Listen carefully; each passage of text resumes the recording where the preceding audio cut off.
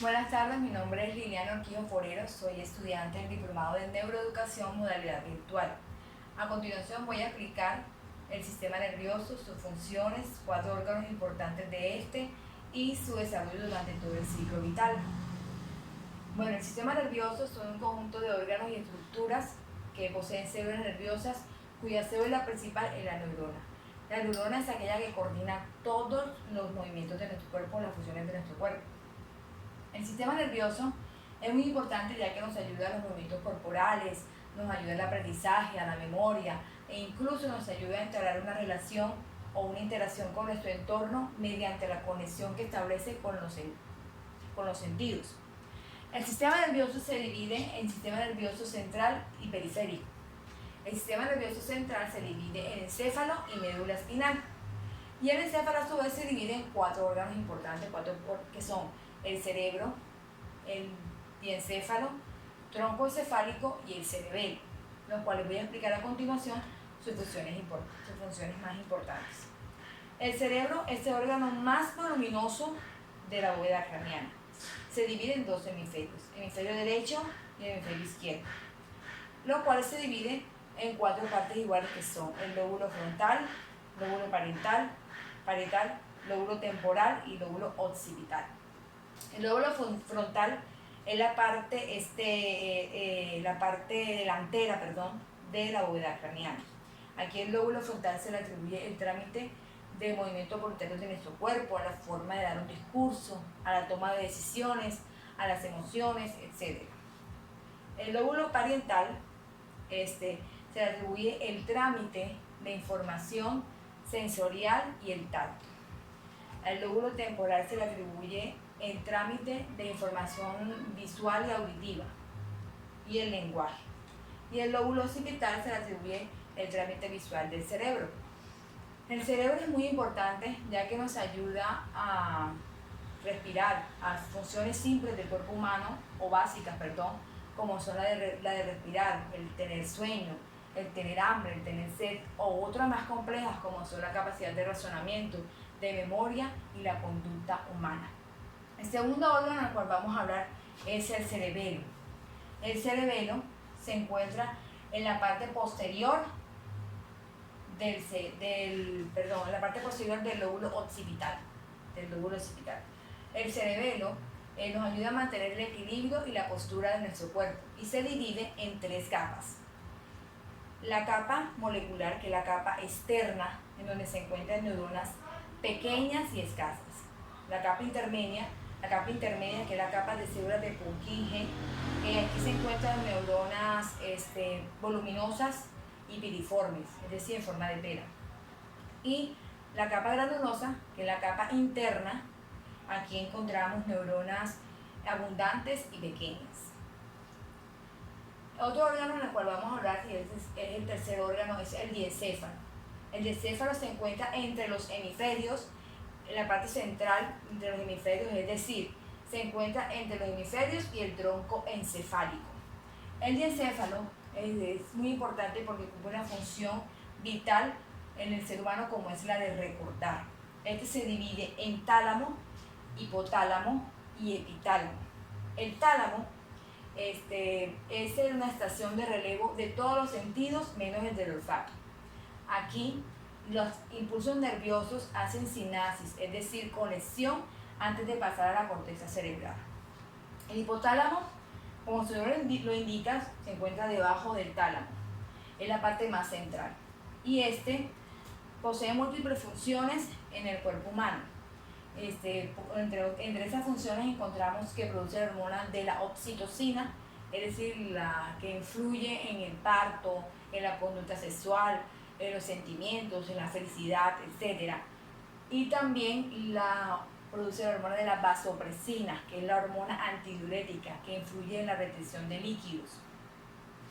También encontramos el epitálamo. El epitálamo se encuentra en la parte posterior del diencéfalo. Aquí produce la hormona de la melatonina, que es la hormona del sueño, y regula las emociones y el ritmo cardíaco.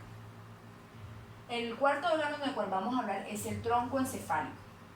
el tronco encefálico o tallo cerebral. Este posee fibras nerviosas que van y vienen del cerebro. Este se divide en 3 centros nerviosos, que son el mesencéfalo, que lo encontramos aquí, el mesencéfalo. El mesencéfalo da respuesta a los estímulos provenientes del sentido de la vista. La protuberancia anular, que es el origen de los nervios craneales, y el bulbo raquídeo. El bulbo raquídeo es su centro respiratorio, es su centro cardiovascular, es decir, controla el diámetro de los vasos sanguíneos, y también es un centro de actividades reflejas, es decir, vómito, estornudo, tos, secreción salival, etc. Bueno, estos fueron los 4 órganos más importantes que encontramos dentro del sistema nervioso, lo cual hablé en este video.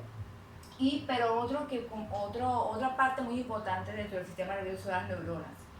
Las neuronas son la unidad estructural y funcional del sistema nervioso. La neurona, ¿qué hace? Capta los estímulos provenientes del mundo físico, ya sea el calor, frío, los olores, las texturas, etc. O de la parte interna, como por ejemplo el dolor que sentimos ante una situación, y lo lleva al cerebro, cuyo cerebro da respuesta a ese estímulo por medio de los sentidos. El proceso de crecimiento y desarrollo del sistema nervioso y el estudio del crecimiento y desarrollo del sistema nervioso se denomina neurodesarrollo, en donde la neurociencia educacional ayuda a entablar una relación entre el cerebro y el proceso de aprendizaje. Las neuronas cumplen unas funciones o pasan por unas etapas dentro de su desarrollo, que es la proliferación, en donde aquí nacen células nerviosas, las cuales entran a la etapa de migración, es decir, migran a su lugar de destino. Después comienza la diferenciación, en donde aquí ellas se dividen según su funcionalidad y su estructura. Y por último, establece conexiones sinápticas, las cuales se van fortaleciendo día a día. El sistema nervioso también tiene una serie de fases que son la neurogénesis, como lo dije, que es el nacimiento de nuevas neuronas. También la siguiente etapa, que es la migración. Después viene la mielinización. La mielinización, que es una capa que cubre el axón, que es una parte de la neurona, que es muy importante, ya que si hay escasez de mielinización puede producir enfermedades muy complejas en el ser humano. Y por último, la sinaptogénesis, que es las conexiones entre las neuronas. Dentro de todo el ciclo vital, el sistema nervioso se va desarrollando, y hay que tener unos ciertos cuidados para que el feto pueda crecer y desarrollarse de la mejor manera posible. Por eso, en la etapa embrionaria es muy importante que la madre tenga ciertos cuidados, como por ejemplo no consumir alcohol o droga, que ocasiona malformaciones físicas y problemas cognitivos en el feto a la hora de nacer. También la tiroides, si la madre posee la enfermedad de la tiroides, eso ayuda y colabora a que el niño pueda tener problemas de habla, sordera, enanismo, e incluso puede ocasionar la muerte de la madre. También la diabetes ayuda a tener malformaciones en el feto. Por eso es importante que la madre tenga ciertos cuidados durante la gestación, para que el feto pueda desarrollarse de la mejor manera posible.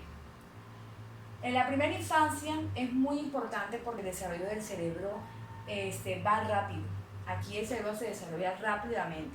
Las conexiones sinápticas son abundantes y el aprendizaje es muy rápido. Los niños aprenden del mundo de una manera rápida y eficaz.